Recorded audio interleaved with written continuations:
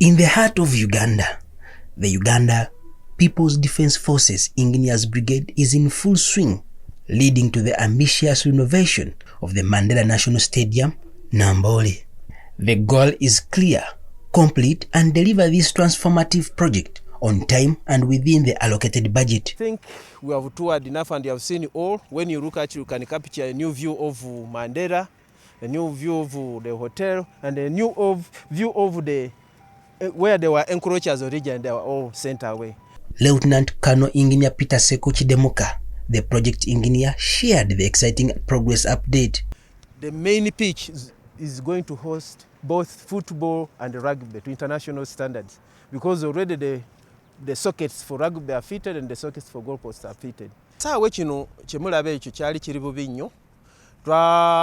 Twatandikira ddala, it is called total renovation. Kyonna twakiddamu kuviira ddala ku maazi, masannyalazi, twakyusa layini, okutuukira ddala ku kisereka, twakyusa amabaati, twakyusa palins, bagiyita twakyusa palins, byonna tukizzemu bupya, kusiiga langi n'okulaba nti tukiteese ku mulembe gwa FIFA oba FUFA. Waliwo ebyetaagiswa, dressing rooms standard ya FIFA tugiteesewo, therefore and to the standard. Tuteesemu gym, tuteesemu press rooms, tuteesemu all provisions okulaba nti ekisaawe kibeera approved and certified by FIFA, kubanga tugoberera akatabo ka FIFA baatuleetera wano era babadde batukyalira. CAF bankavaawo juzi baze ne batubawulako, FIFA bajja wano lumu batubawulako. So tukikola ku mulembe era when time comes into bagenda ukya approvinga bajja kukola ki ukya approvinga kubanga tugoberera mitendero za FIFA. As of now, the phased renovation, initiated in February 2022, has reached an impressive 72% completion. Lieutenant Colonel Kidemuka outlined the meticulous approach to the project implemented in the three crucial phases. The first phase involved securing the 128-acre site, addressing encroachments, and erecting a comprehensive fence. Phase 2 saw the stadium's upgrade and renovation, meeting rigorous international standards through mechanical, electrical, and civil works. Percentage tuli ku 7.2 ku 10, then sente zibulawo ziri 17.7 billion, naye maama yasuubiza nti era zijja, tulina ssuubi ate tezisobola kuyimiriza mulimo kubanga tulina gye tukozesa kati, tulinze batuweereze mangu so that tukimaliriza naffe mu budde. Kati kino ekisaawe twakitandika 2022 mu February mwezi gw'okubiri.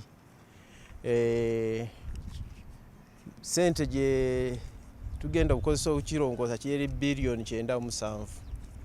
Gye tutuuse kati sente gye batuwaddeko gye bawadde Ministry of Defense ziri billion 7.6 n'endala nazo ziri mu kubo zijja. Naye nga okusomezebwa kwensanzeemu nga tukola emirimu gino bibadde bana abeesenza ku ttaka nga si bannannyinibo naye abo twabagobawo. Kati kye tusigaziza ekyamaanyi nnyo ekituli ku mutwe era kye twagala kiveewo bano bateekamu baasi, bano bapayoniya balina ozijjamu ekisaawe tusobole okulongoosawo okuteekamu amazzi n'ebintu ebirala byonna. The ongoing phase encompasses essential tasks like planting grass in the playfield, installing public address systems, fitting seats, and enhancing various facilities including a 62-room hotel. Mu nkola ya mulembe nga biri byonna byolaba biri wabweru mu Bungereza. Ekisookera ddala essubi tugenda kugisimba ku musenyu. Twasimira ddala ne tujjamu ettaka yonna yalimu ne tugisuula ne tuteekamu amayinja ne tudako ne tuteekako obuyinja obutonotono ne tujja ne tuteekako omusenyu nga guli fuuti nga 2 ne tumala ne twagulayo fertilizer wawweru akkiriza essubi ekule mangu ku musenyu bagiyita pitmot ne tumiteekamu then ne tubiikako obusenyu butonotono era weekituuse kati tugenda kusimbamu omuddo era kugenda kukula bulungi. Ekyawawweru ekya training ne kino ky'omunda kye basambirako bakolerako final games. The engineer emphasized that Mandela National Stadium is set to become a smart venue, allowing fans to conveniently book tickets and seats online. Tugukola era tukola bulungi era tusubiza tugenda gumaliriza mu bulungi era kati ekisaawe kyonna kigenda kubeera mu ntebe. Ate ekisaawe kino kati bakiyita smart stadium. Smart stadium kye kisaawe ky'ogenda n'osasula ticket oba ogenda ku media. You log in then nofuna ticket n'entebe n'owesasulira ne bakulaga ne gate gy'oyingiriramu. Highlighting the challenges faced, Lieutenant Colonel Chidemuka mentioned issues with occupied land and parking spaces. These obstacles have impacted tasks like installing security lights, landscaping, and improving parking facilities. The range of these buses here behind me, they are a stumbling block. We can't do clearance, we can't do the engineering work we are supposed to do there, like putting the security lights. We need them out of the place. We have written to the management, to Minister of Education, but it seems they are delaying, and it is one of the delaying factors. So the earlier they identify the owner, and the earlier they take action to save us on time, and then to enable us to produce good work. The only, again, the challenge I have is the Sports View Hotel. You see that part inside, it is within Mandela land. And still it remains a problem, because one of the tasks I was given is to ensure I leave a free land free of encroachers. So the only encroacher I have as of now is the Sports View Hotel. So I think the authority can come in and then they see how to solve it amicably, and we have a free land. Yes, we have engaged the Sports View Hotel people, and now we have even reported up to the Minister Mama, Minister of Education, and I think she promises she will take action. And I think it is being handled by, according to the information we got in the PMT meeting, that is being handled by the Attorney General. So we are still waiting for the outcomes, but really it makes the place look ugly.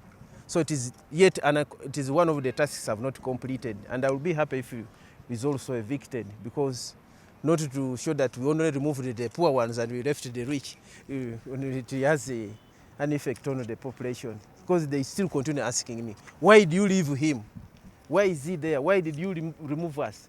So I think action will be taken against the sport. As the team works towards the completion, Lieutenant Colonel Chidemuka assured the nation that the first international match at the revamped stadium is anticipated in March 2024. The vision of a world-class facility for football and rugby adhering to international standards is well on its way to becoming a reality. Sawa kino ukikozesa mu bulungi kituufu kijja kubeera mwaka okujja, kubanga ndowooza kigenda hostinga the World Cup qualifier mu March, kubanga omuddo tugusimbye kati naye ba expert batugambye omuddo ogwo tuguwe emyezi 3 osooke gunywere gukwate then bajje bazanyiremu omupiira.